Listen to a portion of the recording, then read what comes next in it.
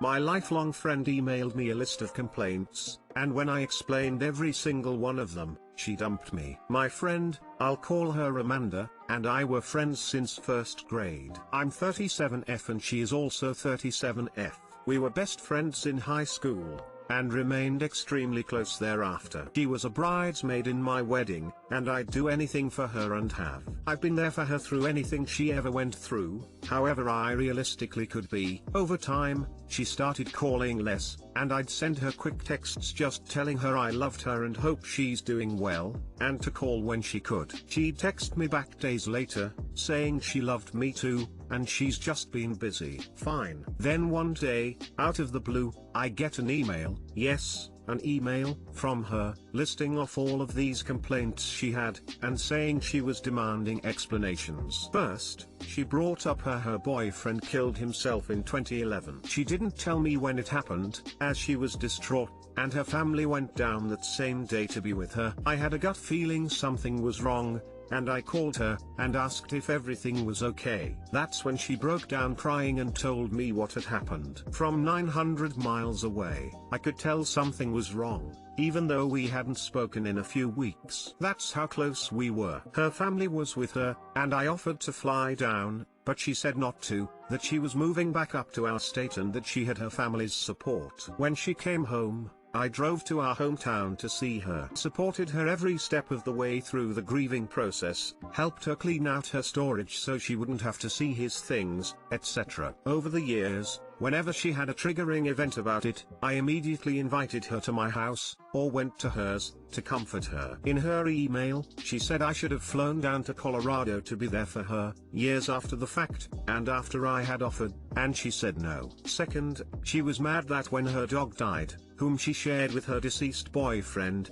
I didn't drive to our hometown to be with her. I loved her dog very much, and when it happened, I was raising 2 kids on my own with no child support, and didn't have the money to travel. Also, my ex-husband took my car and wouldn't let me have it back, so I couldn't even drive there. I explained this all to her, and showed her screenshots of the texts wherein my ex was saying I couldn't have the car to go be with her while her dog was euthanized. Instead of understanding, she said I should have bought a bus ticket and been there for her, and claimed that the screenshots didn't mean anything. Therefore, she said I never reached out to her between times, and said she gets that I'm busy with kids, but that's no excuse. I reminded her that it was me always texting her I love you etc. and waiting days for her to respond. That didn't matter to her, either. She said I should have called instead of texted. She doesn't have kids, so she doesn't realize that a phone call is hard to come by when you're a single parent. I tried explaining this to her, but she tends to only see things from her perspective. This isn't like my friend at all, not the friend I know.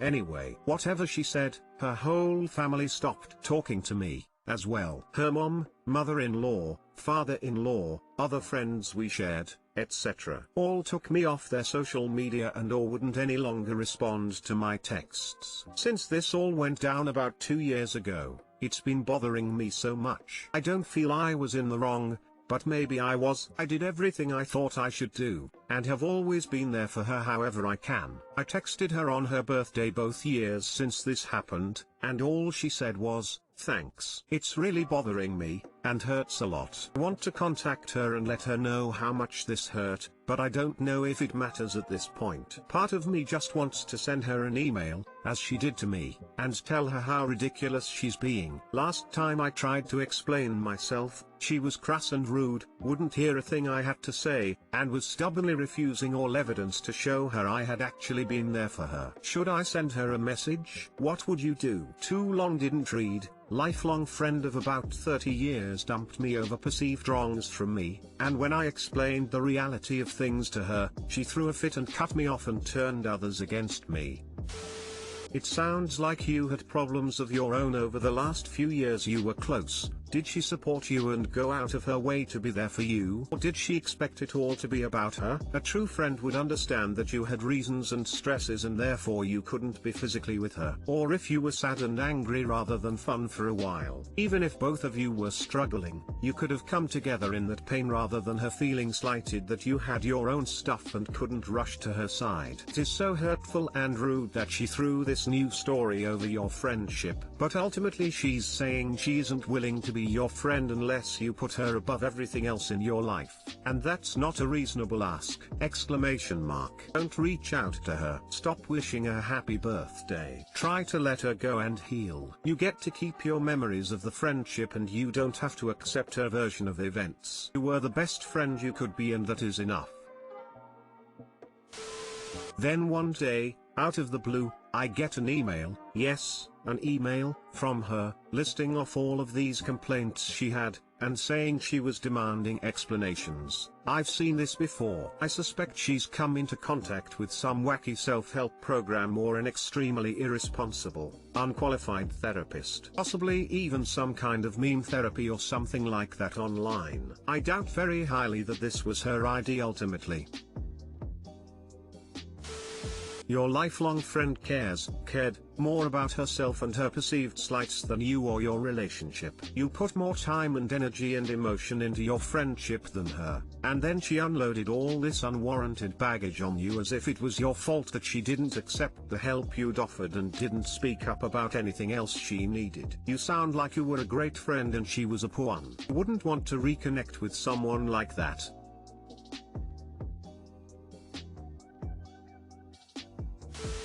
I'd do nothing. This woman has created an entirely different last few decades of friendship in her head than actually took place. There is nothing to gain by speaking to her any further. She's chosen her reality. Evidence is irrelevant. Clearly, she's incapable of articulating her needs and expectations in reasonable ways. Putting aside whether or not those expectations are reasonable, she cannot even communicate them in the real time. It is hurtful. Absolutely. But you need to stop pouring your heart out into this bottomless pit. Stop trying to contact her. For Christ's sake, how telling it is that she never actually blocked you. She told nasty enough lies to get other people to block you, but for herself, she likes the reminder she's still got you dangling and in pain each year on her B-day. It's time to let this end. End all contact. Grieve for the wonderful friendship which you were in, but she was obviously too. That's some hard truth. But I think you're right. I'm one of those people who always needs resolution,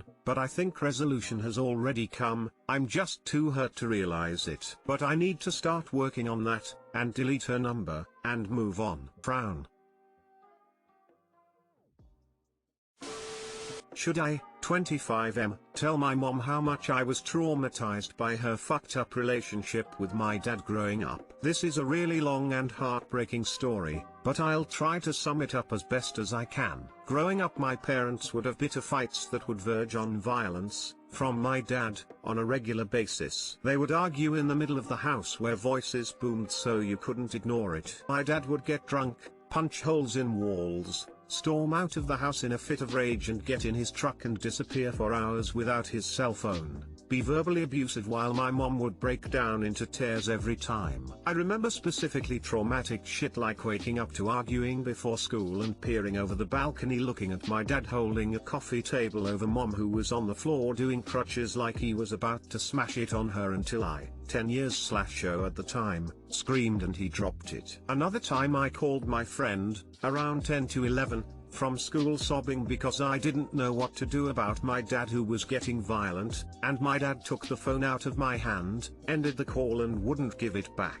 I turned out fine for a while, no mental health issues at all until coronavirus hit, but that's a different story. My sister, on the other hand, was extremely fucked up by it. She had severe depression at the age of 15, for no apparent reason, though looking back her home life was surely the #1 factor, and we ended up having to send her to the psych ward multiple times because she was talking about killing herself. Now, at the age of 21, she's not so much depressed anymore, but she is clearly still fucked up in the head. She is very inarticulate, has severe problems expressing her thoughts and feelings, and acts like a 5-year-old in certain situations. To me, She's a permanent reminder of the trauma that we both had to endure. She is the end result, the final product of a family broken beyond repair. The only reason I didn't turn out fucked up too is dumb luck. Now for the really heartbreaking part. To my mom, family is everything, the most important thing in the world. She moved back home at the age of 26 to care for her dying dad for 2 years, and she would expect the same from my sister and I.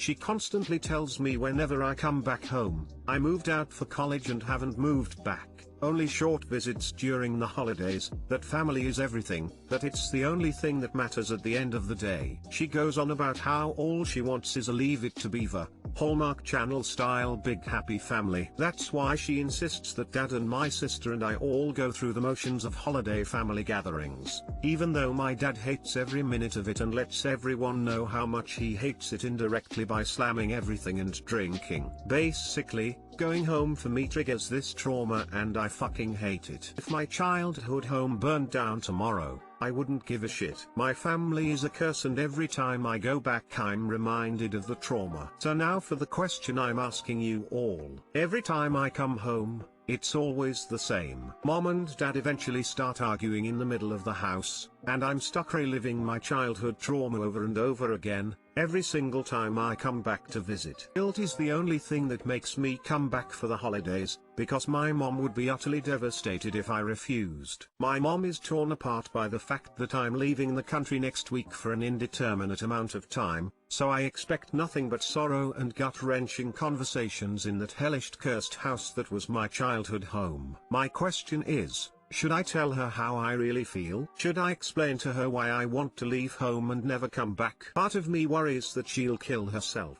I'm the most important thing in her life, she has no friends or hobbies, I'm all she talks about with everyone at her job. She's feigned attempts to kill herself before, multiple times, but my dad thinks it was just for attention. He had to knock pills out of her hands, both while growing up and after I had moved away from college. On the one hand, I feel like concealing my feelings is disingenuous, and she's always been so disappointed in the fact that I didn't just stay at home and settle down close to her. I feel like she deserves an explanation for why I hate coming home so much, because deep down I have a seething hatred for where I grew up. Everything about it is hellish to me. Also, we've never really sat down and talked about her relationship with dad and how it affected my sister and I, because that conversation would be enough to send all of us over the edge. On the other hand, if I tell her how I feel and she ends up killing herself, that's going to fuck me up, seriously mentally, and that I'll be haunted for the rest of my life. I'm at a complete loss. I've been repressing my trauma for years and it's been largely successful, in the sense that I was able to find success educationally and career-wise early on without any mental health issues whatsoever. But now that 8 months of social distancing has me locked in a social prison with a shitty friend group and a hopelessly tragic family life, I've been forced to confront my feelings like never before. Too long didn't read. I have repressed childhood trauma from fucked family life and I'm wondering if I should tell my mom how I really feel about it before I leave the country for a while. Your parents severely damaged you and your sister. Not to say that you two are damaged, but that they made your lives harder and worse than they needed to be. Your mom's wants and needs do not matter. She can pretend that she's June Cleaver all she wants. You don't have to play along. You need to prioritize your mental health. Going home is bad for you. Both of your parents are toxic. I would advise that you go low or no contact, stop visiting in person regardless, and get into therapy. I'm sorry you and your sister had to deal with this. I'm a closeted atheist from Muslim background with an Orthodox Christian boyfriend. Hi Reddit. I've never posted before, so not sure if I'm doing it right lol, but I'll jump right in. I'm a 21-year-old soon to be 22 female. My partner of 9 months is a 22-year-old male. We were both raised in Europe. However, I was raised in a semi-conservative Muslim household. I've been a closeted atheist since I was 17, so I definitely do not fudge with religion. My partner was raised Christian Orthodox. This is our first official relationship. We rarely fight and we're very compatible personality-wise. I'm still very much in love with him and so is he. We know each other's friends and our relationship started as close friends about more than a year ago. I am actually quite serious about this and him, because I genuinely don't see any problems except this religion and family thing, which will be either our downfall or just a huge obstacle anyways. The thing is, I've been rebelling against my family since my childhood. I don't ever want to give up my principles that I have spent years and years fighting for,